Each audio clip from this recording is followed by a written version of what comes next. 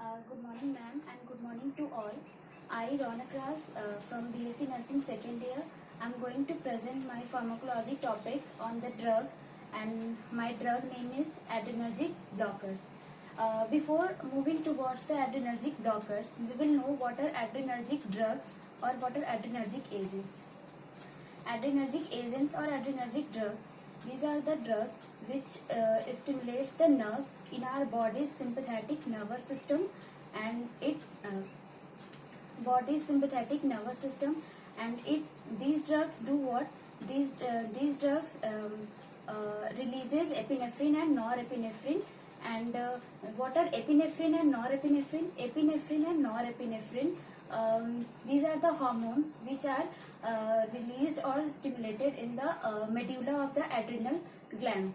And these hormones, by the strong emotions like stress, anger, fear, anxiety, due to these factors, epinephrine and norepinephrine, these are released into these stimulates these hormones to release into our bloodstream. And when these releases into our bloodstream, then this result in increase in heart rate, increase in blood pressure, and increase in blood sugar level. So these are adrenergic drugs. Now adrenergic agents. Now adrenergic agents are also classified into adrenergic receptors and adrenergic blockers. Adrenergic blockers are also known as adrenergic receptors antagonists. Adrenergic receptors, in the previous classes Punita has taken adrenergic receptors. So today my topic is adrenergic blockers. Adrenergic blockers, these are the drugs These are the drugs which binds with the adrenergic receptors and blocks the action of epinephrine and norepinephrine. For example, suppose any patient has been given alpha 1 adrenergic receptors, so which results in vasoconstriction. Then alpha 1 adrenergic blockers will when the patient will be taking alpha 1 adrenergic blockers, then it will help in vasodilation. So by this example you all can understand these two are having the opposite action. One causes vasoconstriction and the other causes vasodilation.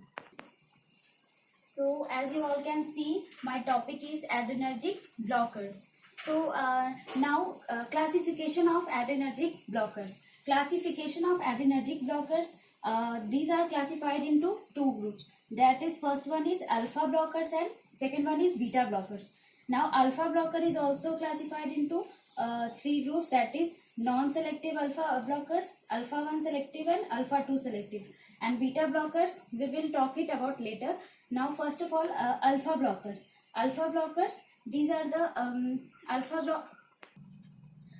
blockers, mainly it do what? It constricts the dilated arteries going to the brain. It constricts the dilated arteries going to the brain, and it treats migraine, depression, and it also decreases urine flow.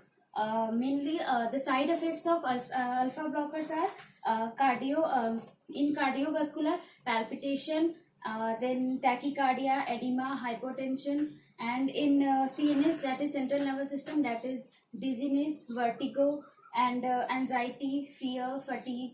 These are all the in central nervous system. And in GI system, that is nausea, vomiting, dry mouth, and now others like bleeding, dry mouth. These are several side effects of alpha blockers. Again I will repeat, alpha blockers are the drugs which binds with the alpha adrenergic receptors and blocks the action of alpha blockers. Now alpha blockers are also classified into three groups.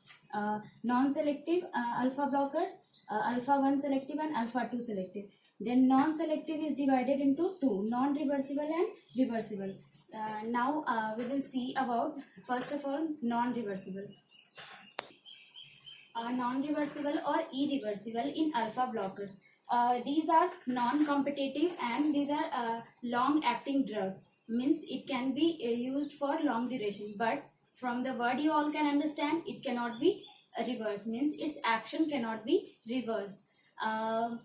Today I will be talking about dealing with the two drugs, one in alpha blockers and second in beta blockers. So in alpha blockers, the first drug is phenoxybenzaimine. It comes under irreversible of non-selective alpha blockers. This is the chief drug of this class. It has two effects. Mainly it has two effects. First one is it causes vasodilation, and other and what vasodilation do, further it decreases blood pressure.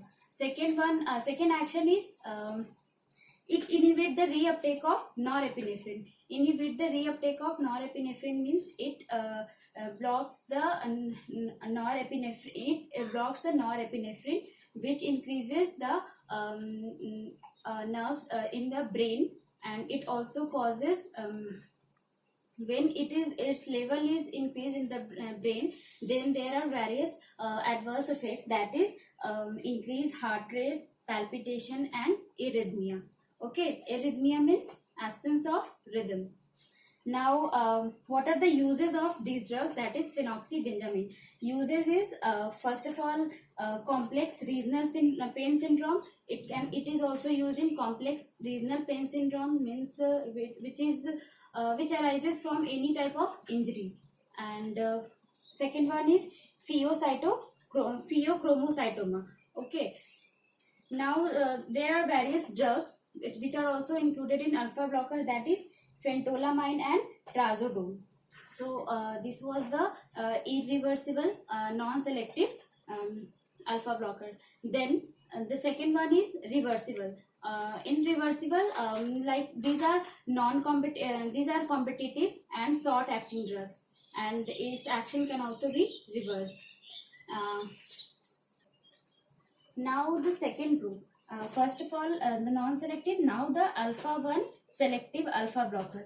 Okay. Now selective alpha 1 blocker. It is mainly better tolerated in our body as compared to non-selective ones, and it also do not inhibit the reuptake of norepinephrine. Means it does not block the actions of norepinephrine, and if it will not block, then it will also not cause the adverse reaction.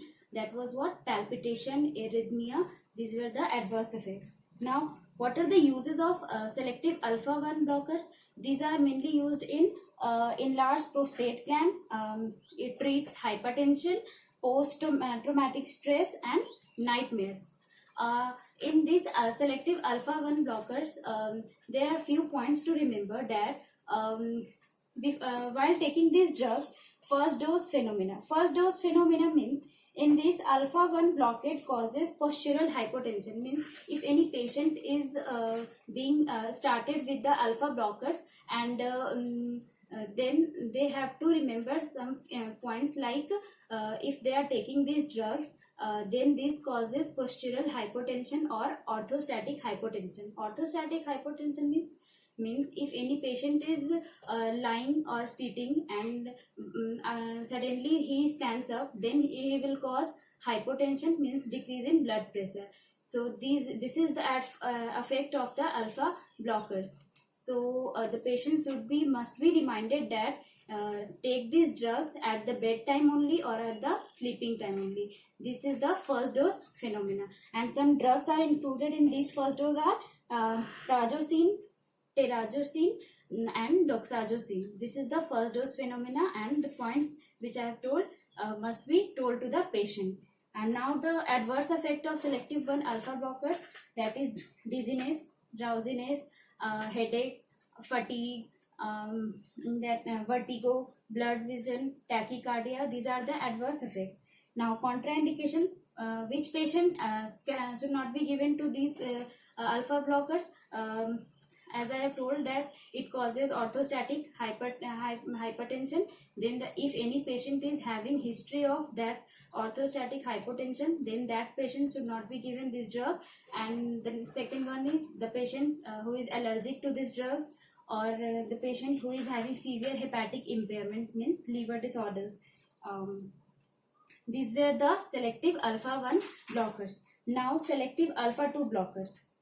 This is the third group of alpha blockers. Selective alpha 2 blockers is these are the antagonists to the alpha 2 adrenergic receptors. Means alpha 2 adrenergic receptors. If anybody is any patient is given, then alpha 2 adrenergic blockers will block that action. Okay. Now there are some of the uses of this drug.